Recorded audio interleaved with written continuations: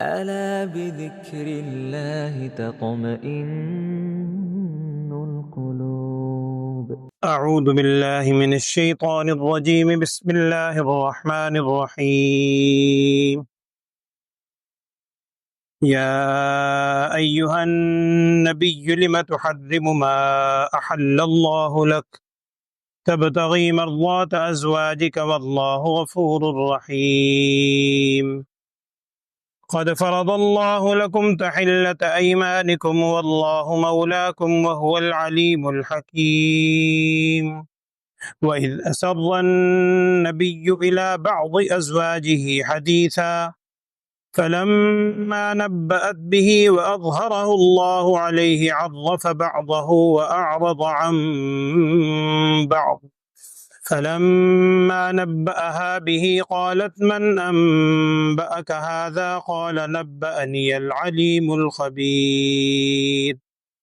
إن تتوبا إلى الله فقد صغت قلوبكما وإن تظاهرا عليه فإن الله هو مولاه وجبريل وصالح المؤمنين والملائكة بعد ذلك ظهير.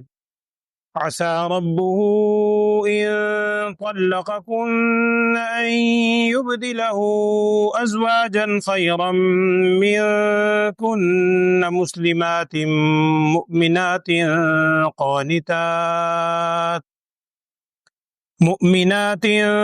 قانتات تائبات عابدات سائحات ثيبات وأبكارا. صدق اللہ.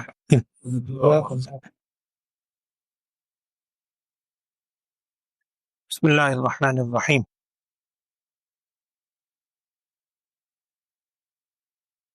سورہ تحریم قرآن پاک کی تقریباً آخری صورتوں میں اس کا شمار ہوتا ہے. نمبرنگ بھی یہاں کی ہوئی ہے. نزول کے اعتبار سے 107 نمبر پہ یہ قرآن کی صورت نازل ہوئی. چند صورتیں اس کے بعد ہیں جو کہ نازل. گزشتہ صورت میں آپ کے سامنے عائلی قوانین کے حوالے سے کچھ احکامات آئے تھے. طلاق کے بارے میں، عدت کے بارے میں اور دیگر معاملات کے بارے میں کچھ ذکر تھا گزشتہ صورت میں. یعنی عائلی قوانین میں کبھی کچھ نفرتیں بھی پیدا ہو جاتی.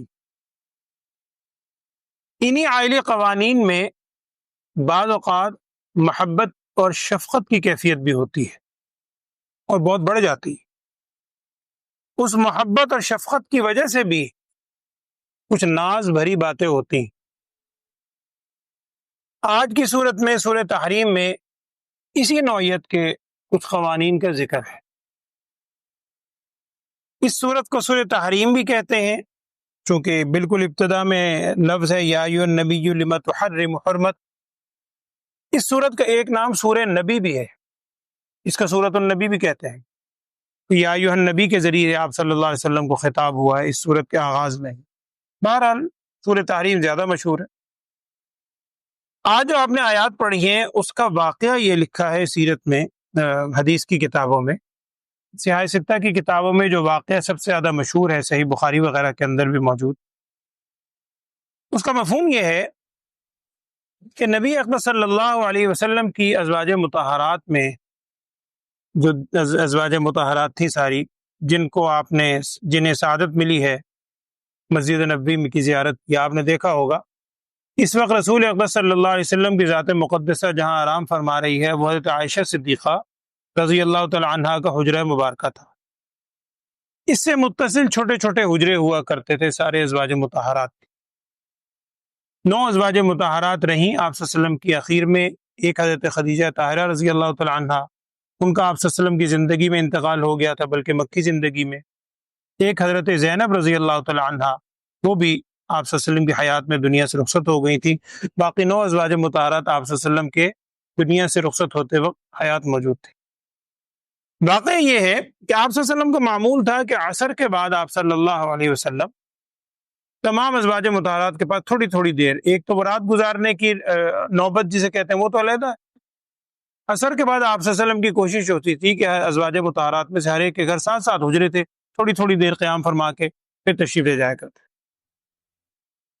آپ صلی اللہ علیہ وسلم ایک مرتبہ اسی طرح تشریف لائے حضرت عائشہ صدیقہ رضی اللہ تعالیٰ عنہ کی طرف، یا حضرت حفصہ رضی اللہ تعالیٰ عنہ، یہ دونوں حضرات شیخین کی صاحبزادی ہیں۔ تو آپ صلی اللہ علیہ وسلم کو کچھ جیسے آنے میں تاخیر ہو گئی، پوچھا تو معلوم ہوا کہ حضرت زینب بنت جحش رضی اللہ تعالیٰ عنہ ازواج مطہرات میں ایک ہیں، ان کے ہاں نبی صلی اللہ علیہ وسلم نے شہد تناول کیا ہے۔ شہد آپ صلی اللہ علیہ وسلم کو بڑا محبوب بھی تھا، شہد آپ صلی اللہ علیہ وسلم نے تناول کیا۔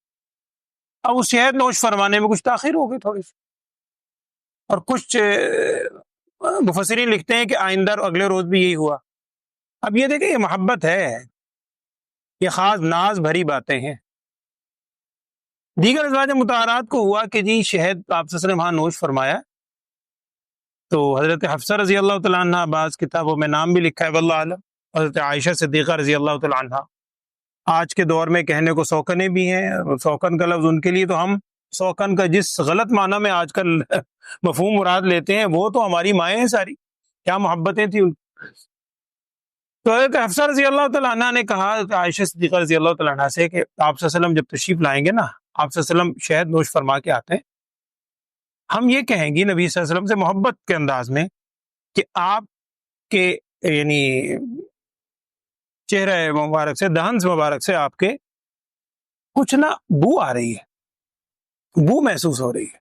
حالانکہ شہد کی تو خوشبو ہے، وہ تو شہد کی مکھی کے اندر ایک خاصہ ہے کہ وہ گندگی پہ نہیں بیٹھتی، اللہ نے ویسے مکھی گندگی پہ بھن بناتی ہے، شہد کی مکھی پھولوں کا رس ہی چوستی ہے، چونکہ اللہ نے حکم دیا ہے وَأَوْحَىٰ رَبُّكَ إِلَى النَّحْلِ أَنِ اتَّخِذِي مِنَ الْجِبَالِ، سورہ نحل پوری صورت ہے اس بارے میں۔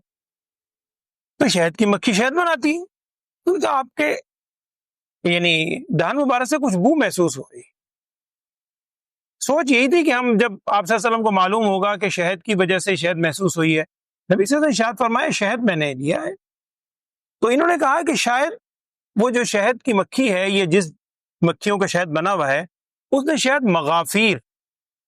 مغافیر ایک پھول ہوتا تھا، اس میں کچھ گوند کسی کیفیت ہوتی تھی، شہد کی مکھی اس پہ بھی بیٹھتی، مغافیر سے شاید اس نے شہد چوسا ہوگا، اس کے کچھ اثرات اسمیل کے وہ محسوس ہوئے ہیں۔ تو آپ صلی اللہ علیہ وسلم کو بڑا احساس ہوا کہ ہو سکتا ہے بھی مغافیر کی کوئی بدبو سی محسوس ہوئی ہو انہیں۔ تو نبی صلی اللہ علیہ وسلم نے محبت میں، یہ بھی ازواج مطہرات ہیں جہاں سے شہد نوش فرما کے آئے تھے، وہ بھی اپنا زوجہ محترمہ ہے، آپ صلی اللہ علیہ وسلم نے محبت میں وہاں یہ جملہ ارشاد فرمایا کہ بھئی آئندہ سے میں شہد استعمال نہیں کروں، شہد میں استعمال نہیں کروں، کیونکہ شہد میں سے مغافیر کی بو آئی ہے اور انہیں بھی محسوس ہوئی۔ اور آپ نے شاید ایک حدیث سنی ہوگی، ایک دوسرے موقع پر آپ صلی اللہ علیہ وسلم کے سالن مبارک میں ایک دفعہ، بڑے واقعات ہیں سیرت میں، اس میں یہ پیاز اور لہسن وغیرہ جس میں اسمیل ہوتی ہے وہ رکھے گئے، تو نبی صلی اللہ علیہ وسلم نے اس کو نوش نہیں فرمایا، تناول نہیں کیا۔ صحابہ نے پوچھا کہ کیا یہ پیاز وغیرہ ہم نہ کھایا کریں؟ نبی صلی اللہ علیہ وسلم نے ارشاد فرمایا نہیں، تم کھا لیا کرو۔ اور طویل حدیث اس میں آخر میں جو ارشاد فرمایا اس کا مفہوم یہ ہے کہ مجھے ان سے بھی مناجات کرنی ہوتی ہے، بات کرنی ہوتی ہے جنہیں تم نہیں جانتے، فرشتوں سے، مجھے فرشتوں سے بھی ہم کلامی کرنی ہوتی ہے، انہیں اس کی اسمیل محسوس ہوتی ہے، تو لہٰذا تم استعمال کر لیا کرو۔ تو آپ صلی اللہ علیہ وسلم بڑا اس کا احتیاط فرماتے تھے کہ بدبو والی کوئی چیز نہ ہو۔ تو جب یہ احساس ہوا کہ شاید مغافیر کی وجہ سے ہے، تو آپ صلی اللہ علیہ وسلم نے یہ عہد کر لیا کہ آئندہ میں شہد استعمال نہیں کروں گا۔ ذہن سوچ یہ بات کہتے ہیں، قسم بھی اٹھائی، اکثر کا کہنا ہے کہ قسم کے الفاظ نہیں اٹھائے، لیکن کفارہ بہرحال اس میں آ رہا ہے، کفارہ ادا فرمایا۔ اب جب نبی صلی اللہ علیہ وسلم نے یہ الفاظ کہے اور ارادہ فرمایا میں شہد نہیں کھاؤں گا، اب شہد ایک حلال چیز ہے اللہ جل شانہ کی طرف سے، چونکہ یہ ذہن میں رکھیں نبی صلی اللہ علیہ وسلم کے ذریعے اصل میں امت کو وہ مسائل منتقل کرنا ہے۔ اس کو آپ ایک دوسرے رنگ میں سوچئے، غالباً غزوہ خندق کے موقع پر آپ صلی اللہ علیہ وسلم کی کچھ نماز قضا ہوں، نماز قضا، جماعت نہیں، قضا، وقت نکل گیا۔ اب یہاں عام بندہ بار اوقات شیطان وسوسہ ڈالتا ہے، اللہ معاف فرمائے، لاہور پڑھنی چاہیے اگر اس قسم کا وسوسہ آئے کہ جی نبی صلی اللہ علیہ وسلم کائنات کی سب سے مقدس ترین ہستی، جماعت کیا، نماز قضا ہو گئی. تو یہاں علماء نے لکھا ہے کہ آپ صلی اللہ علیہ وسلم کو اللہ نے بنایا رحمت للعالمین صلی اللہ علیہ وسلم. آپ صلی اللہ علیہ وسلم سارے جہان والوں کے لیے رحمت ہے. اگر نماز قضا نہ ہوتی، اللہ کی طرف سے کروائی گئی، تو ہم جیسے، استغفر اللہ، ہم تو خیر کسی شمار میں نہیں، ہم جیسوں کی جو صبح و شام نمازیں قضا ہوتی ہیں، ہمیں نماز قضا کا مسئلہ کیسے پتہ چلتا؟ وہ نماز قضا ہوئی، قضا نماز ادا فرمائی، ہمیں قضا نماز پڑھنے کی بھی سنت آپ کی حدیث کے اندر مل گئی، آپ صلی اللہ علیہ وسلم کے عمل سے ملا کہ قضا بھی پڑھنی ہے، جب وقت ملے، جب یاد ہے اس کو پڑھ لو. تو یہ واقعات آپ صلی اللہ علیہ وسلم سے کروائے گئے، صحابہ اکرام سے، ازواج مطہرات سے. تو آپ صلی اللہ علیہ وسلم نے جب یہ عہد فرمایا کہ میں شہد نوش نہیں کروں گا، یہ قرآن کی آیت اتر گئی، یا ایھا النبی، اے نبی صلی اللہ علیہ وسلم، لما تحرم ما احل اللہ لک، آپ اس چیز کو حرام کیوں کرتے ہیں جو آپ پر اللہ نے حلال قرار دیا، آپ اس کو حرام کیوں کرتے ہیں؟ اور آپ صلی اللہ علیہ وسلم کی سوچ کیا تھی؟ خوشنودی، تبتغی مرضات ازواجک، آپ چاہتے ہیں بعض ازواج کی خوشنودی، رضامندی، کہ ان کو جو کوئی شکوے کسی کیفیت ہو. یہ محبت بھری انداز ہے، یہ میں بار بار عرض کر رہا ہوں.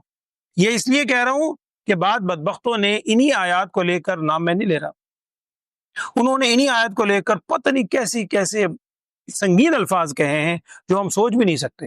ازواج مطہرات ہماری مائیں ہیں، اور یہ جو ادائیں ہوتی ہیں نا، یہ ناز والی باتیں. ایک اور میں ویسی حدیث کا مفہوم عرض کر دیتا ہوں. ایک موقع پر نبی صلی اللہ علیہ وسلم نے حضرت عائشہ صدیقہ رضی اللہ تعالی عنہا سے کہا، اے عائشہ، جب تم مجھ سے کچھ ناراض تو خیر کیا، جب تمہیں کچھ ناراضگی کی کیفیت ہوتی ہے نا، مجھے پتہ چل جاتا ہے کہ تمہیں نا کچھ مجھ سے کسی بات کی وجہ سے کچھ ہچکچا رہی ہو، اپنائیت میں کمی آ رہی ہے. حضرت عائشہ صدیقہ رضی اللہ نے پوچھا، یا رسول اللہ صلی اللہ علیہ وسلم، وہ کیسے؟ آپ سے ارشاد فرمایا، اس لیے کہ جب تم مجھ سے بڑا، یعنی وہ اپنائیت والی کیفیت ہوتی ہے نا، جب تم نے کوئی جملہ کہنا ہو تو تم کہتی ہو محمد کے رب کی قسم صلی اللہ علیہ وسلم، لیکن جب کوئی ایسی بات ہو تم کہتی ہو ابراہیم کے رب کی قسم، یعنی تم وہ نام محمد پہ چھوڑ دیتی ہو. ہماری ماں ہیں، کیا مقام ہے ان کا. انہوں نے پیار بھرے انداز میں کہ یا رسول اللہ صلی اللہ علیہ وسلم، میں صرف زبان سے ہی الفاظ نکل جاتے ہیں، دل سے تھوڑی وہ محبت کم ہوتی. تو میں عرض کر رہا ہوں، یہ ناز والی باتیں ہیں، اس کو اسی رنگ میں سوچیے. انہوں نے صحابہ، وہ ازواج مطہرات نے اپنے ذہن میں ان سے تھا کہ وہ جو چند لمحے بھی کم ہو رہے تھے، ہمیں وہ لمحات ہمیں میسر ہوں آپ صلی اللہ علیہ وسلم کی صحبت کے. تو اس وجہ سے وہ بات سامنے رکھی شہد کے حوالے سے کہ جی وہ اس میں سے حالانکہ بدبو نہیں تھی، صرف اس وجہ سے کہ اس وجہ سے آپ صلی اللہ علیہ وسلم شہد تناول نہیں کریں گے تو وقت پر یا جو چند منٹ زیادہ ملتے تھے وہ ہمیں مل جایا کریں گے. ادھر ان کی محبت تھی، حضرت زینب بنت جہاش کی رضی اللہ عنہا، وہ محبت سے تناول کیا کرتی تھی کہ شاید مجھے مزید موقع مل جائے آپ صلی اللہ علیہ وسلم کے پاس بیٹھنے کا. تو یہ ساری محبت بھری باتیں ہیں، ان کو اسی انداز میں سوچیں.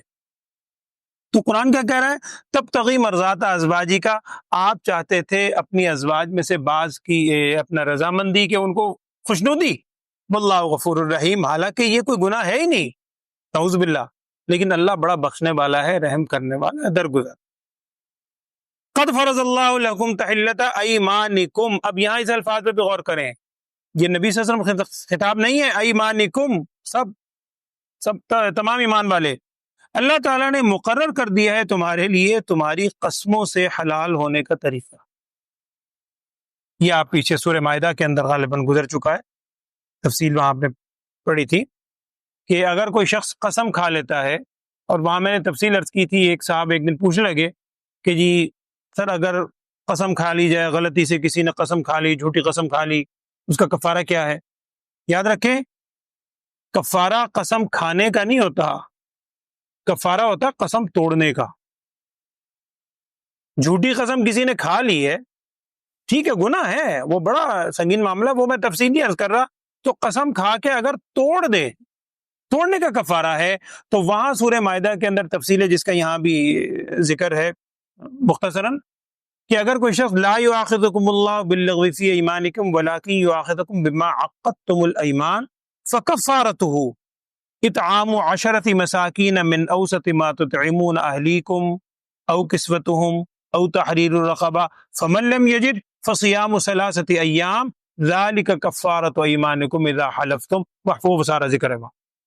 تو یہاں یہ اللہ جل شانہ کی طرف سے کہا گیا کہ آپ نے جو یہ عہد کر لیا تھا کہ میں اب شہد استعمال نہیں کروں گا، ایک طرح سے اپنے اوپر آپ نے اس کو قسم کھا لی، تو قد فرض اللہ لکم تحلۃ ایمانکم، اللہ تعالیٰ نے مقرر کر دیا ہے تم پر تمہاری قسموں سے نکلنے کا طریقہ۔ مفسرین نے لکھا ہے کہ نبی صلی اللہ علیہ وسلم نے اس پر ایک غلام بھی آزاد کیا تھا۔ واللہ مولاکم، اللہ تعالیٰ تمہارا کارساز ہے، وہ العلیم الحکیم، اور وہ جاننے والا حکمت والا ہے۔ اچھا آگے دیکھیے، یہ سارے الفاظ آج اسی حوالے سے ہیں۔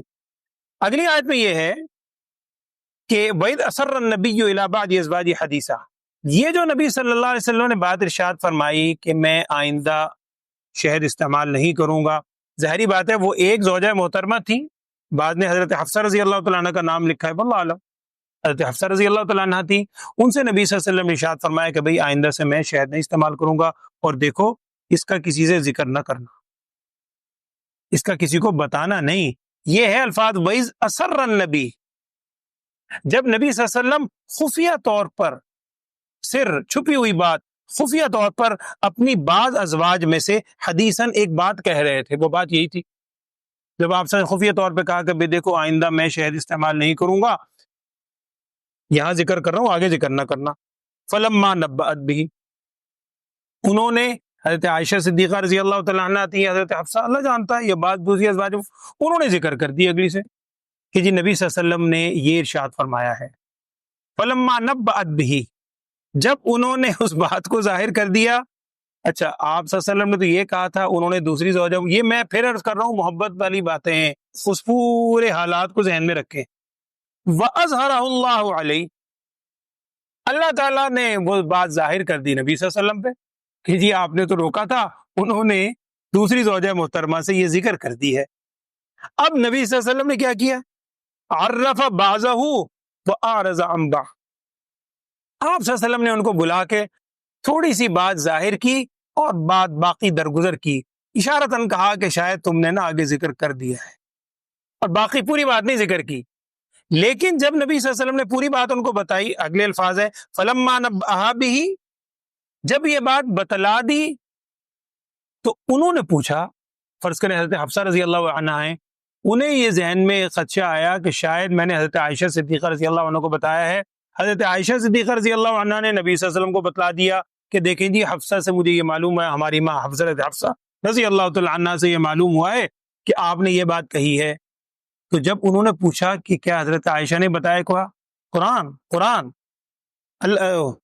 اللہ جل شانہ کیا فرما رہے ہیں، آپ سے نے فرمایا قال نبأنی العلیم الخبیر، مجھے خبر دی ہے اس ذات نے جو کہ علیم ہے، تمام چیزوں سے باخبر ہے، مجھے بذریعے تم ان کے بارے میں بدگمانی نہ کرو، انہوں نے نہیں بتائی، مجھے نبأنی العلیم الخبیر، سب سے باخبر ذات نے اللہ جل شانہ کی جانب سے حضرت جبرائیل علیہ السلام کے ذریعے مجھے یہ خبر دے دی گئی ہے۔ اور یہاں میں رک کے ایک بات عرض کر دیتا ہوں، بعض حضرات نے، ویسے تو یہ مسئلہ سب کے سامنے ہے کہ حدیث حجت ہے یا نہیں، حدیث کی حجیت ہے، اس آیت کو بھی حجیت حدیث کی دلیل بنایا ہے۔ وہ کیسے؟ وہ کہتے ہیں کہ دیکھیں وحی صرف قرآن میں بند نہیں ہے، اب یہاں قرآن کہہ رہا ہے کہ مجھے خبر دی ہے اس ذات نے جو کہ علیم اور خبیر ہے، اب وہ خبر کہاں دی ہے اس کا ذکر قرآن میں تو کہیں بھی نہیں، خبر دی ہے کہاں دی ہے، قرآن کی کسی آیت میں نہیں ہے وہ، تو وہ خبر ظاہری بات ہے حدیث کے رنگ میں ہی ہے، آپ صلی اللہ علیہ وسلم کو بتلایا گیا، تو وحی ایک مطلوب جسے کہتے ہیں وحی جلی قرآن کی شکل میں، ایک وحی غیر مطلوب یا خفی حدیث کی شکل میں، دونوں بہرحال وحی ہیں۔ تو آپ صلی اللہ علیہ وسلم نے فرمایا مجھے خبر دی ہے علیم و خبیر ذات نے۔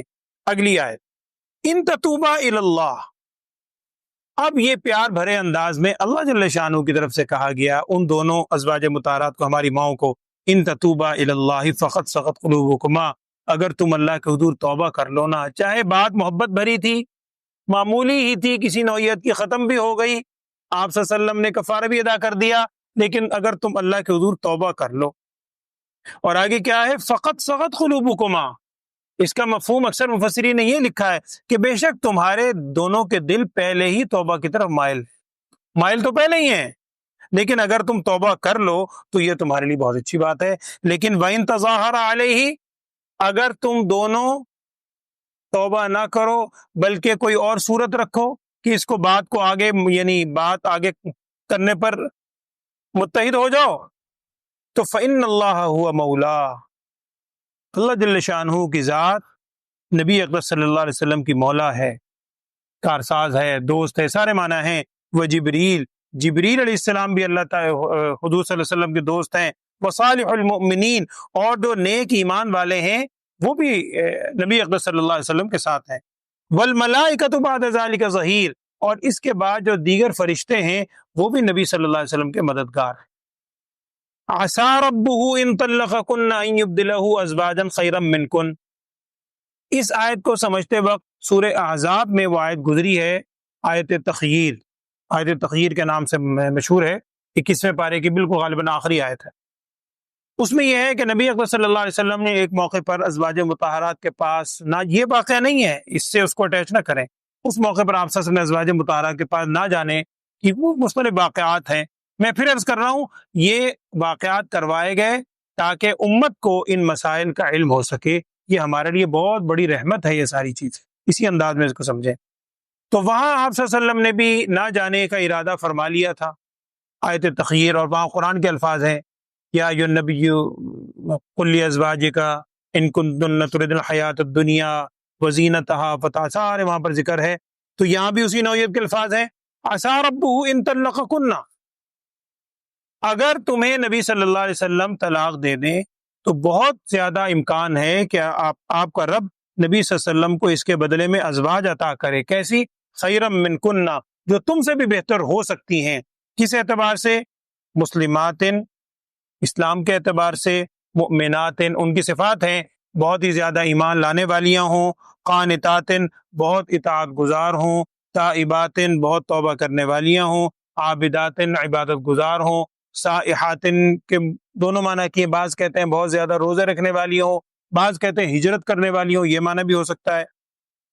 سیبات و ابکارا، شادی شدہ بھی اور غیر شادی شدہ بھی، اللہ تعالیٰ آپ صلی اللہ علیہ وسلم کو مزید ازواج عطا فرما سکتا ہے جو تم سے بہتر ہوں، لیکن یاد رکھیے یہ عقیدے کے مسائل ہیں۔ ہمارا ایمان ہے کہ امت کی خواتین میں امہات المومنین سب سے زیادہ افضل ہیں، لہٰذا اس کا مطلب یہ نہیں ہے کہ ان سے افضل موجود ہیں، وہ تو ہے شرط اگر ایسا ہوتا تو اللہ تعالیٰ مزید کوئی عورتیں عطا فرماتے جن کو اللہ توفیق دیتا وہ تم سے بھی افضل ہو جاتا، لیکن ہے ہی نہیں ایسی صورت، تو لہٰذا افضل بھی کوئی نہیں۔ اس کو اس انداز میں سمجھیں۔ بہرحال آج تک جہاں آپ نے آیات پڑھی تھی اس کا ترجمہ پڑھ لیا، کل انشاءاللہ مزید اس کے بارے میں آئے گا، ترجمہ پڑھیے گا۔ اعوذ باللہ من الشیطان الرجیم، بسم اللہ الرحمن الرحیم۔ یا ایھا النبی، اے نبی صلی اللہ علیہ وسلم، لما تحرم، آپ کیوں حرام قرار دیتے ہیں، ما احل اللہ لک، اس چیز کو جو اللہ نے آپ کے لیے حلال قرار دی۔ تبتغی مرضات ازواجی کا، آپ تلاش کر رہے ہیں مرضات ازواجی کا، بعض ازواج مطہرات کی رضامندی، خوشنودی۔ واللہ غفور الرحیم، اللہ بڑا بخشنے والا ہے، رحم فرمانے والا ہے۔ قد فرض اللہ لکم تحلۃ ایمانکم، بے شک مقرر کر دیا ہے اللہ تعالیٰ نے آپ کے لیے، اب یہاں پر بھی لکم جمع ہے تمہارے لیے، تحلۃ ایمانکم، تمہاری قسموں سے، یہ ایمان نہیں ہے، ایک ایمان ہوتا ہے ایک ایمان ہوتا ہے، ایمان یمین کی جمع ہے، یمین قسم کو کہتے ہیں۔ تحلۃ ایمانکم، تمہاری قسموں سے حلال ہونے کی صورت، اور وہ کیا ہے؟ کفارہ دے دو، وہ میں نے عرض کیا حلال ہو دو۔ واللہ مولاکم، اور اللہ تعالیٰ ہی آپ کا کارساز ہے، تمہارا کارساز ہے، وہو العلیم الحکیم، اور اللہ ہر چیز کو جاننے والا ہے، حکمتوں والا ہے۔ وَإِذْ أَسَرَّ النَّبِيُّ إِلَىٰ بَعْضِ أَزْوَاجِهِ حَدِيثًا، اور جب خفیہ طور پر نبی صلی اللہ علیہ وسلم، حدیثہ کا معنی بات، وہ بھی اس کے ساتھ اردو کا محاورہ اپنا ہے، عربی میں کچھ الفاظ کی ترتیب اور ہوتی ہے، اردو میں اور ترتیب ہے، تو اردو میں ترجمے میں حدیثہ کا لفظ پہلے آئے گا۔ اور جب خفیہ طور پر نبی صلی اللہ علیہ وسلم بات کر رہے تھے الی بعض ازواجہ، اپنی ازواج مطہرات سے بعض کے ساتھ، وہ خفیہ طور پر یہ ارشاد فرمایا میں شہد نہیں کھاؤں گا، کسی سے تم آگے ذکر نہ کرنا۔ فلما نبأت بہ، جب انہوں نے ذکر کر دی، ان زوجہ محترمہ نے آگے ذکر بھی کر دی، اور جن سے ذکر کی انہوں نے نبی صلی اللہ علیہ وسلم کو نہیں بتلایا، وَأَظْهَرَهُ اللَّهُ عَلَيْهِ، اللہ تعالیٰ نے وہ بات ظاہر فرما دی نبی صلی اللہ علیہ وسلم پر، تو عرف بعضہ وأعرض عن بعض، تو اللہ تعالی نبی صلی اللہ علیہ وسلم نے ان کے سامنے بعض چیز تو ظاہر کر دی، وضاحت کر دی، اور بعض چیز کے بارے میں پھر بھی اعراض کیا، ساری بات نہیں کی. لیکن فلما نبہا بھی، پھر جب نبی صلی اللہ علیہ وسلم نے بتلایا کہ بھئی مجھے بھی یہ بات معلوم ہو گئی ہے آپ کی جانب سے، قالت، انہوں نے پھر پوچھا ان زوجہ محترمہ نے، من انبأک ھذا، آپ کو یہ خبر کس نے دی ہے؟ وہ غلط فہمی ان کی طرف تھی کہ ان زوجہ محترمہ تو نہیں آگے بتلا دی. قال، نبی صلی اللہ علیہ وسلم نے ارشاد فرمایا، نبأنی العلیم الخبیر، مجھے اس کی خبر دی ہے اس ذات نے جو کہ علیم ہے، خبیر ہے، ان کے بارے میں بدگمانی نہ کرو. ان تتوبا الی اللہ، اگر آپ دونوں توبہ کر لیں اللہ کے حضور، فقد صغت قلوبکما، بے شک آپ دونوں کے دل پہلے ہی مائل ہیں توبہ کی طرف. وَإِن تَظَاهَرَ عَلَيْهِ، اور اگر آپ اس پر قائم رہیں، فَإِنَّ اللَّهَ هُوَ مَوْلَاهُ وَجِبْرِيلُ وَصَالِحُ الْمُؤْمِنِينَ، تو بس بے شک اللہ تعالیٰ کی ذات ہوا مولا ہو، وہ آپ صلی اللہ علیہ وسلم کی بھی کارساز ہے، حمایتی ہے، دوست ہے. وہ جبریل، جبرائیل علیہ السلام بھی ہیں، وصالح المؤمنین، اور ایمان والے نیک افراد بھی ہیں.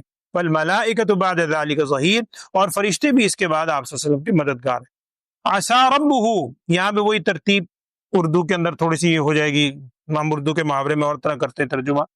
عسیٰ ربہ ان طلقکن ان یبدلہ ازواجا خیرا منکن، ممکن ہے کہ آپ کا رب اگر طلقکن، آپ صلی اللہ علیہ وسلم تمہیں طلاق دے دیں تو آپ کا رب ان یبدلہ، بدل دے، ازواجن، ایسی ازواج، خیرا منکن، جو تم سے بہتر ہوں.